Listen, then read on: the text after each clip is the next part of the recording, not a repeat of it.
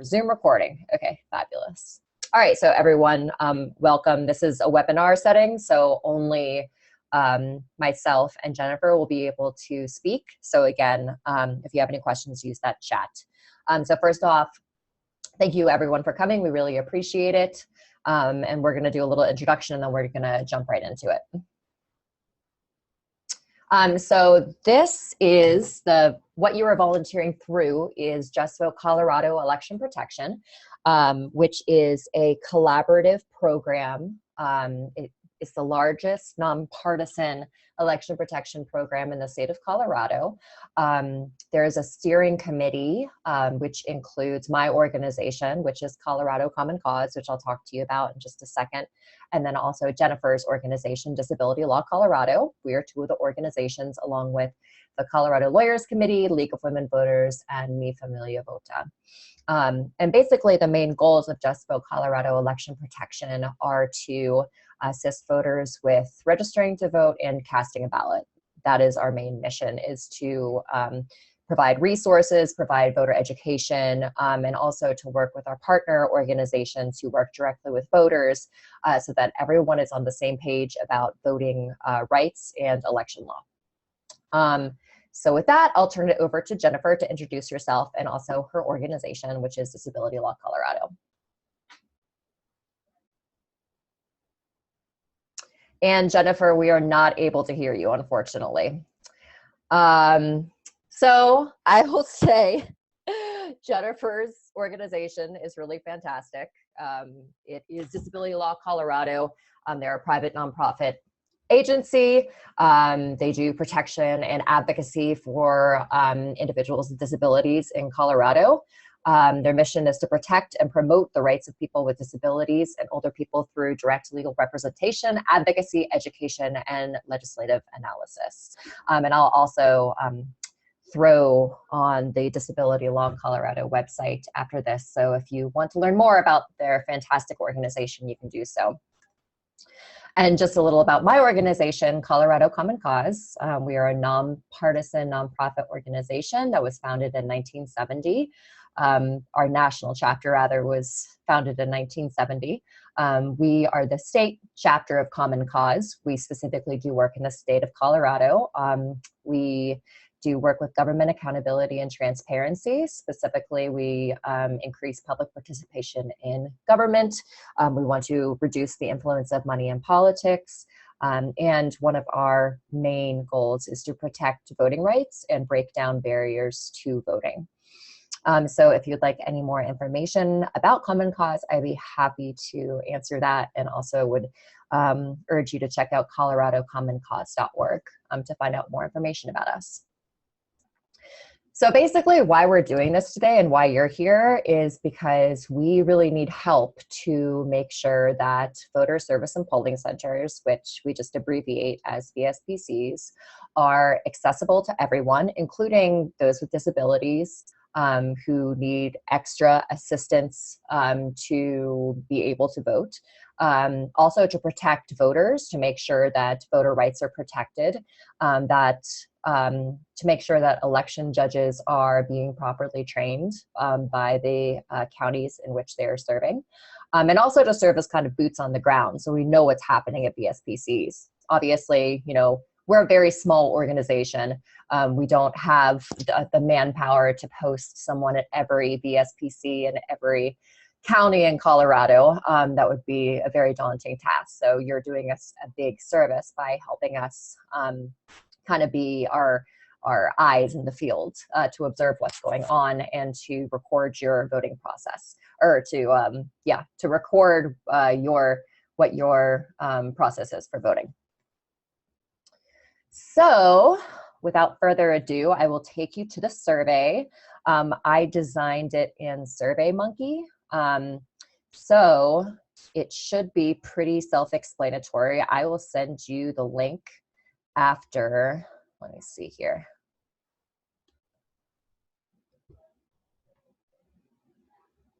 Oh, this thing keeps getting in the way. Okay, here we go. So this is what it will look like. First of all, I want to make sure that we don't have any anyone who is asking questions in chat? Okay, I think that we're good. Oh, Jennifer's back. Oh, I'm back. Can you hear me? Is there anything else that you wanted to say about Disability Law Colorado before we get started with the survey? Oh, no, well, just that our organization protects people with disabilities and civil rights discrimination. And unfortunately, your audio just cut out. So, all right. But as I said earlier, we'll put up the website so people can get more information about that. So this is what the survey will look like when you go to the SurveyMonkey link that I will be sending out to everyone who has participated. So just to clarify, this is specifically for individuals who are either going to a voter service and polling center to vote in person or just to drop off your ballot. We would prefer you to go and vote in person just to have that experience and be able to participate in all of the questions. Obviously, if you're only dropping off your ballot, you will only be able to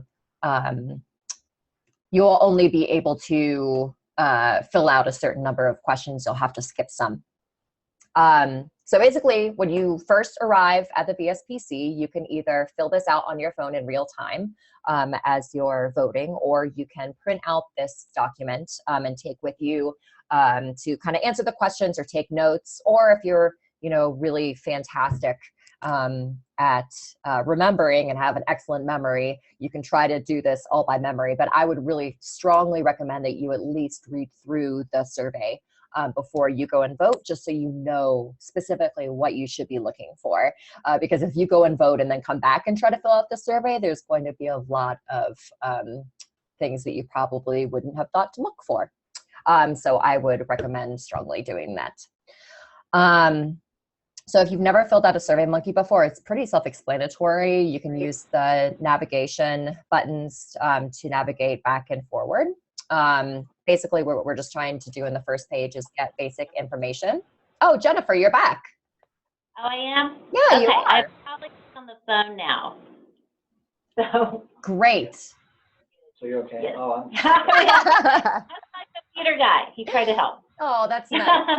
Okay, great. I'm glad that you're back with us. Okay, I'll cool. need you here in a second. So after you fill out the basic information, you'll click next to go to the next page. And then basically we're trying to find out some information about how you got to the VSPC. A lot of the counties try to make sure that their VSPCs are within a close drive of voters where they live. Especially they want to make sure that they're accessible by public transportation. So if you know if this is on a route that's on if the VSPC is accessible by bus, even if you wanted to Google map it to see if it's accessible by bus or light rail, that would be fantastic just for our records. And then we want to track how long it took for you to arrive at the VSPC. If it's apparent, when you're standing outside of the VSPC, is there signs that say, come in and vote, VSPC site here, or is it completely unmarked? Obviously, we want it to be as marked as possible and apparent that it's a VSPC. And then also we will be looking to see if there are accessible parking spots near the VSPC for those who need it. So then I'll go to the next page. And Jennifer, I will let you take over for this page. Okay, and so do you hear me clearly? I hear you very clearly. Okay, good, because I wasn't sure if that would work so well. So yeah, thanks. I didn't want Caroline to have to bear the burden of the whole so tried to get in there. So what we want to look for as far as ADA goes, and we're not going to give you like every standard of the ADA you would want to like follow for accessibility, just kind of get a general feel for whether or not it's accessible.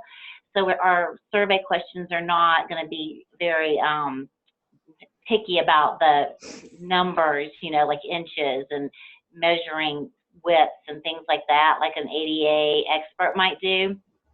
So just kind of look out for things like number 12 asks if there's steps or is there a ramp available, sort of common sense, like if somebody has a disability that involves a wheelchair, you'd want a ramp to be there so the person could easily get into the building. And is there a curb cut from the parking lot to the sidewalk? So when you park your car and you're in a wheelchair and you get out of your car, you're going to be able to get to the sidewalk easily from your spot, or do you have to go all the way around of the building while you're still in the parking lot to find an accessible ramp? You want it to be right there where the accessible parking is and straight to the entryway, basically. And is this ramp and entryway going to be free of obstacles all the way to the front door? And those are things, not like things on the ground so much, although, you know, major sidewalk issues would be a problem, like if there are a lot of bumps in the sidewalk, but things like even hanging limbs and things like that, people who use a cane because they're blind or a service animal because they can't see would not notice if there's tree limbs and things hanging from above. So you want to look for that kind of thing. Is the accessible entryway also clearly marked? So we have to make sure people can know where to go so they're not wandering around looking for the way to get in that's going to be accessible.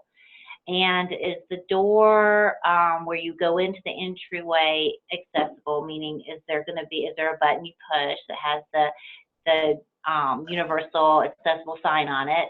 And if not, is there a call button or a person who's available to open the door for somebody who might not be able to do that?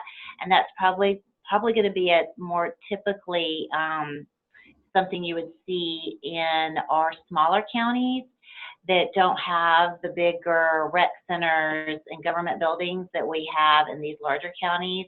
They do have people that actually come to and do curbside voting. So if you're surveying in a smaller county, that might be what you get.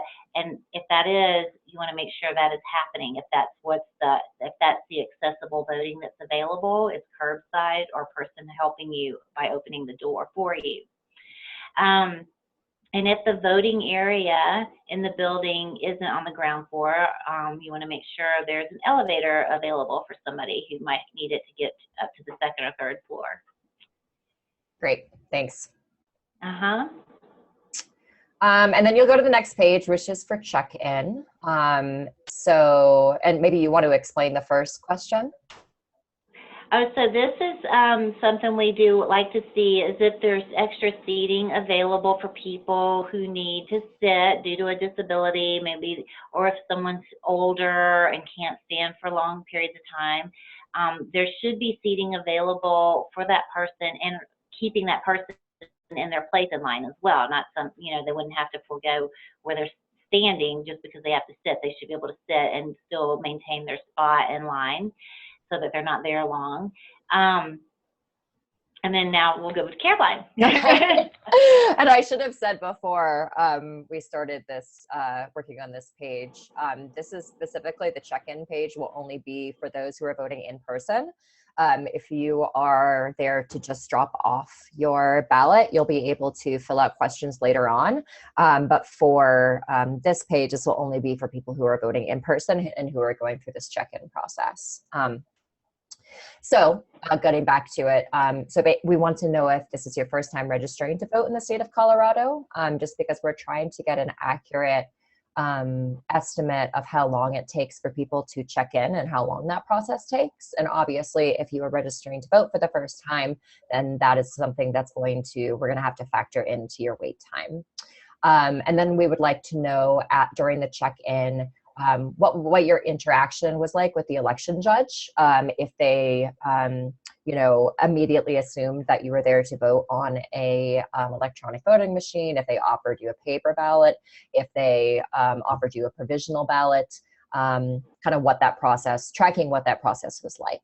And then also if they asked you to present identification, which they should, what identification you presented and if there are any problems with that. And then also how long did the check-in process take? And then if you experienced any problems with it during the check-in process, this is definitely something that we want to know about. So that's that page.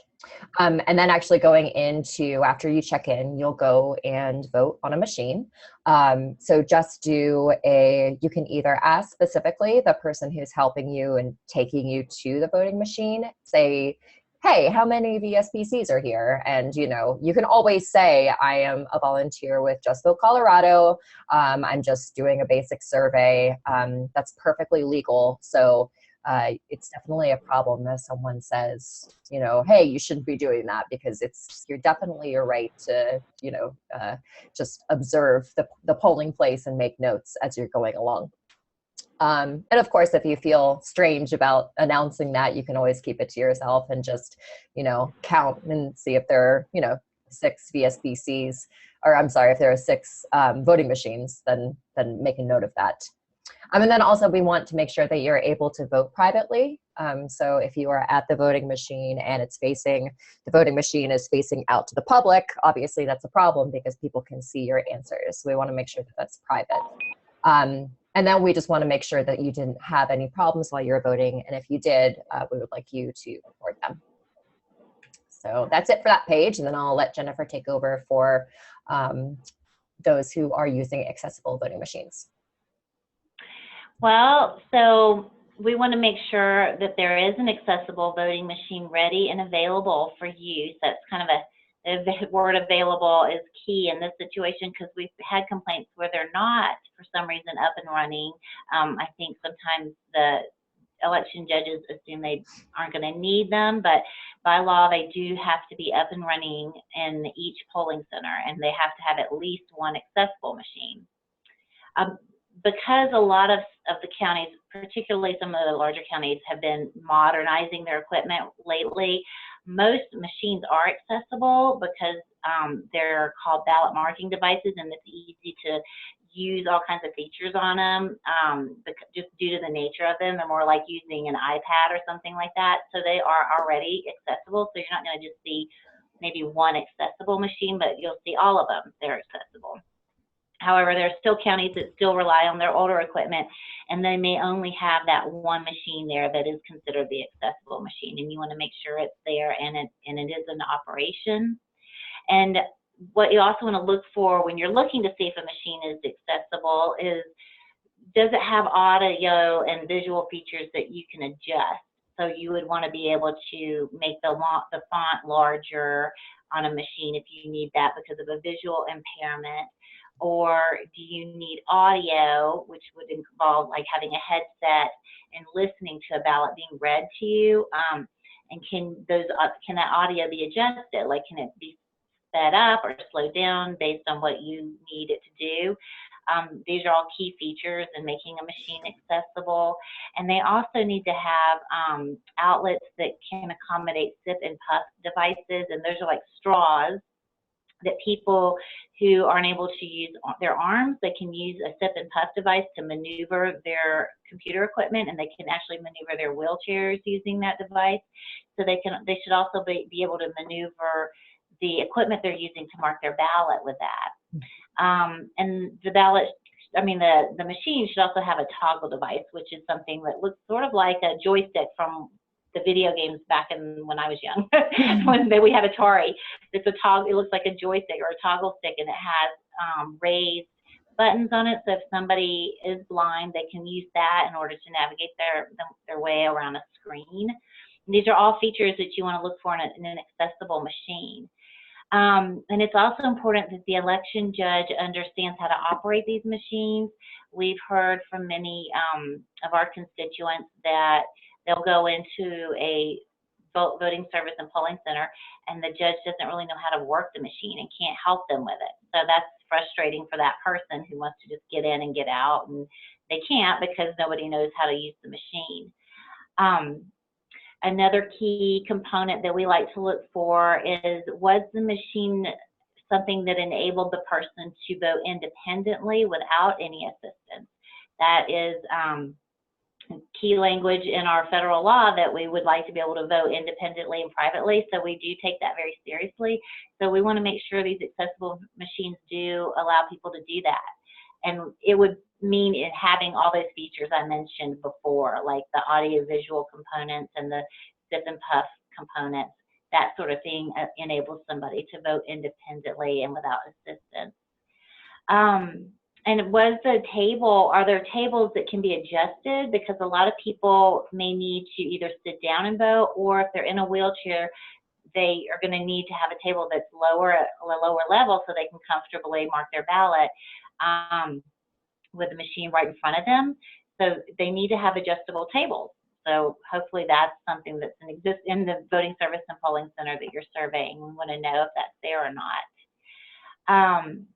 Also, under the law, anybody with a disability is allowed to have assistance from anybody they want. And it doesn't have to be a person who's actually eligible to vote. It just can be anybody. So we want to know if election judges are allowing this or disallowing it. So if somebody comes into a voting service and polling center and has somebody with them to help them, we want to know if the judges are saying, yes, fine, you are entitled to that under the law, or are they saying, no, you can't do that, we don't allow that here. That's something we'd like to find out if that's happening. Also, we want to make sure that judges aren't predetermining people's competency to vote. And we've heard that throughout the state, there have been some issues with people who have guardians and who are in nursing homes, who may have dementia or Alzheimer's, being predetermined that they don't have the capacity to vote. Well, that's not legal, and anybody in the state of Colorado who's eligible to vote can vote, even if they have a guardian or if they have even been declared incompetent. They are still able to vote. You just can't vote if a judge has ordered you incompetent to vote, basically. So we don't like to hear that people are being told, oh, you don't seem like you have the capacity to vote. That's not a legal thing for anyone to be telling a voter. And did you have any problems on an accessible voting machine? So if you go into survey and you want to vote on a machine, I would encourage you to try the accessible machine and test it out. It might be something, new experience for you. And it would be good to hear, for us to hear in the survey, was it easy to use, basically? Great. And we actually have a question from Katie Dahl. Hi, Katie. Regarding accessible machines, are we allowed to get close and touch them so that we can answer these questions, or will all these things be clearly visible? So I'm guessing what you're going to have to actually use them. So you won't be able to probably tell just by looking. So obviously, I know if somebody's in a hurry and they want to get in and get out, they're not going to want to go and play with a machine. But if you have time and you're really interested and you're really, want to fill this survey out to the most complete possible way, you would have to actually get on the machine that is the accessible machine. And if you're going to do that, maybe do it like not on election day when there might be a line or something and people really are in a hurry. I would try to do it like, within the 2 weeks that you have to vote. Great. And just to clarify, these machines are an accessible machine. Like I could go in and request to use an accessible machine, and they're not going to say, okay, what's your disability? Like, why are you trying to use an accessible machine? Yeah, absolutely not. If any of the election judges ever said to you, like, well, really, why? What is your disability? I mean, please call me. Take care of that. Great. Thanks for clearing that up. All right. And we're almost done here. Do you want to take this one as well? So this will be after, this is kind of a page of basically just like navigating the VSPC. So even if you're just dropping off your ballot, you can do this one as well. Exactly. This is great if you just want to drop off your ballot, because you can tell me or tell us in this survey whether or not this path of travel is wide enough for people who are using mobility devices or walkers. Can they get around easily, make turns? And actually, I'm kind of wanting to hear that about the inside, obviously, of the polling center as well. I've been in polling centers that were very tight and not at all, and this was recently, since we passed the recent law where we do have voting service in polling centers. I was in one where it was extremely small, and I could imagine someone in a wheelchair would have a very difficult time getting in and out. And so I'd like to know if you do go in, whether or not that's the case.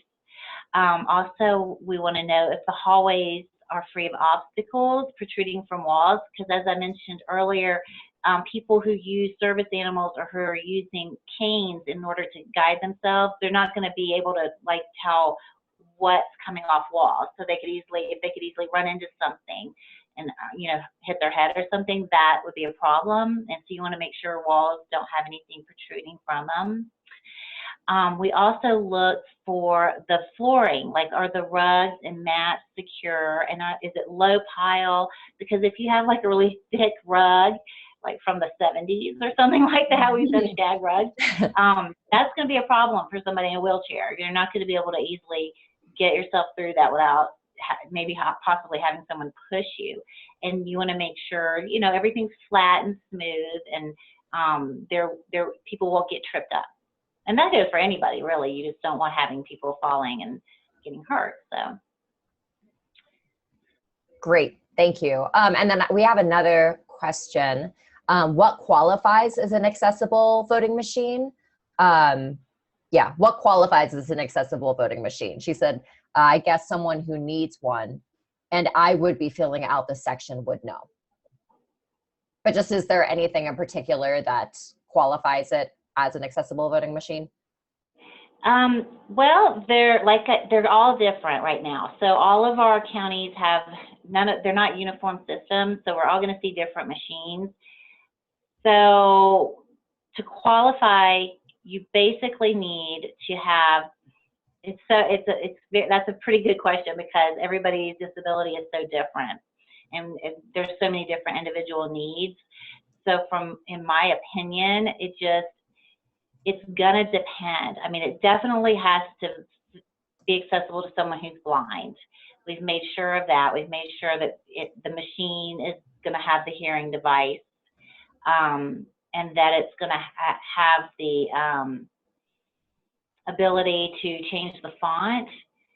But if a person comes in with a specific disability and they're not able to use it because it doesn't accommodate that individual's disability, that's not accessible. Mm-hmm. So that would be a complaint that you would tell the clerk, or you would tell me, or you know, somebody who represents people with disabilities. So we could fix it. Unfortunately, in the moment, I know it would be frustrating for somebody because it might not give them the independent experience of voting.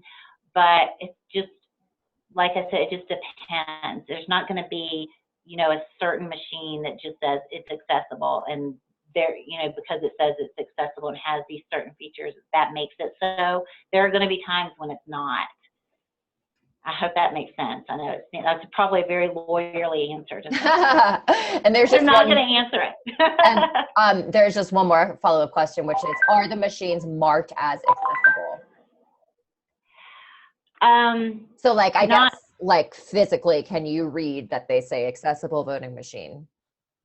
I've never seen one do that, no. Okay, gotcha. Yeah. All right, great.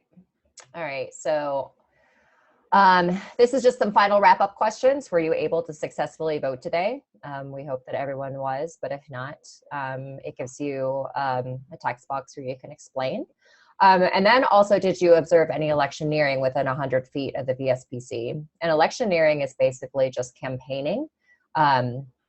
But so typically what this looks like are the signs that you see everywhere on people's lawns that say, you know, candidate X or Y, or ballot initiative so-and-so, that are going to be around the VSPC, but they're not allowed to be within 100 feet of the VSPC. So obviously we're not asking you to take a tape measure out and to make sure that it's within 100 feet, but you know, it'll be pretty apparent that if you go to walk in the door and someone's handing out pamphlets about Amendment 138, that's electioneering, and that should not be going on. So definitely make a note of that and call our hotline, because we'll need to, you know, make a note of that and possibly send someone down. Also, a lot of people I found out don't really know this, but electioneering also means just wearing a shirt that has a candidate's name on it, or if I was to wear a button that had vote for Amendment 40. That would be considered electioneering, even if I was just going in as myself to vote. So an election judge, if I was wearing a vote for Kermit the Frog shirt, Kermit the Frog being an actual candidate who was running, an election judge should come up to me and say, ma'am, you're going to have to leave or turn your shirt inside out because that's electioneering. And then lastly, we'd like to know what kind of space was used for the VSPC. Just if it's a public building, private building, or a church. And then if it is a church, specifically, if the polling place was located inside of the sanctuary, if there were religious symbols within view or visible from the voting area. And then also if religious materials were available to voters in or near the voting area. So that's it. You click next, and then you will be done with the survey. And basically it will just say, thank you, your everything has been recorded. And that's it, you're done. And I will follow up with an email to everyone as we progress. As the information starts to come in, I'm going to be going through this information and making a little report about the surveys that we get in. So I will distribute those to everyone's email that I have on file. So you should be getting that sometime in the months following the election. Let me see, I think that I have one more question right here. Oh, nope. If there are any final questions, if you weren't on earlier, you can either go to Q&A and ask me a question that way, or you can go to chat and ask a question that way. So this is just our contact information. Just Vote Colorado, as I said, is the election protection program that we're running. So there is a hotline, 1-866-RVOTE, where you can call and ask questions related to voting in Colorado, beginning on Monday, October 17th, when ballots will go out in the mail. We will be answering those calls live in our Colorado Common Cause office. So if you have questions, if you go in to vote and you see something and want to report it, or if you have a problem while voting, please give us a call. Also, I wanted to just briefly show the Just Vote Colorado website, which will help you locate your VSPC to go and vote when you're ready to fill out the survey. So Just Vote Colorado, this is a really great website. It's kind of a one-stop shop for Colorado voters. You have answers to frequently asked questions. You have a list of voter resources, a list of voter rights for Colorado residents, and a lot of great information. So if you scroll down a little bit, this is one really nifty thing on our site, which is a VSPC and ballot drop-off locator. So if I want to find voter service and polling centers in my county, which is Denver, it will drop all of them on a map. And then if I enter my location, it will show me the closest VSPC to me, which is Union Station. And then you can see the address, and then you can also see the dates that it's open. So you'll definitely want to check the dates to make sure that you're going in to vote while the VSPC is actually open. So like Union Station, which is the closest VSPC, is only open on the Monday and Tuesday of the election. So if I wanted to go and vote the week of October 24th, when VSPC is officially open, I would want to go to the Tivoli Student Union at the Auraria campus. And then if I click on this, it will take me to Google Maps, and I can track exactly how I'm going to get to that location, which is pretty nifty. And I think that I have one. So Sue asked, will you assign us a VSPC to survey, or will we go to our regular voting location? You can go to any VSPC within your county. So if there are 10 different VSPCs, like as you can see for me, being a Denver voter, a Denver resident, I have a large number of VSPCs to choose from, and I can go to any VSPC that I want. It is not like 10 years ago where I would have to go to one within my precinct. So you can pick and choose. And then I think that I had one more question. Oh, where is this info on your site? And I think that I explained that. If you have any further questions about this, please let me know about using the Just Vote Colorado website. And also just one caveat that I wanted to throw in there is you'll want to make sure when you're using the map that voter service and polling centers are highlighted. We're not interested in the ballot drop-off locations. And basically what that is just a box. So you'll go, and if you wanted to not do the survey and just wanted to go and drop off your ballot, you take it to a ballot drop-off, which just looks like a box where you drop in your ballot and then walk away. So make sure when you're using the map that voter service and polling center is highlighted. And I think that pretty much does it. Did you have anything that you wanted to add, Jennifer? No, I think that should do it. And if you see any of the accessibility issues being a major problem, please do contact me so I can take care of it before it becomes a huge problem, or before election day possibly. So that's all I think I have to say. Perfect. And then we're on Facebook as well. Facebook is Just Vote Colorado, and then Twitter is Just Vote Colorado as well. So make sure to like us and follow us. And then this is our contact information for myself and Jennifer. Please feel free, if you have any questions after this, to reach out. I'll be happy to respond to those. And just in terms of next steps, everyone who's participating in this webinar right now will definitely by the end of the week receive the link to the SurveyMonkey. If you don't feel comfortable filling out the survey online and would like a printed version, I'd be happy to put that in the mail for you or email you a copy. So just contact me at my email address and I'll be happy to do that. And then VSPC is open on not this upcoming Monday, but the Monday after that, October 24th. So you can go at any time in between October 24th and November 8th to do the survey. So again, thank you so much. We really appreciate it. This is going to be a very high energy and interesting election, and we're really happy that we have volunteers who are engaged with what's going on and election protection work. So thank you for your help. Yeah, thank you. All right, and thank you to Jennifer for helping us out with this piece. All right, great. Well, thanks everyone. We'll see you soon.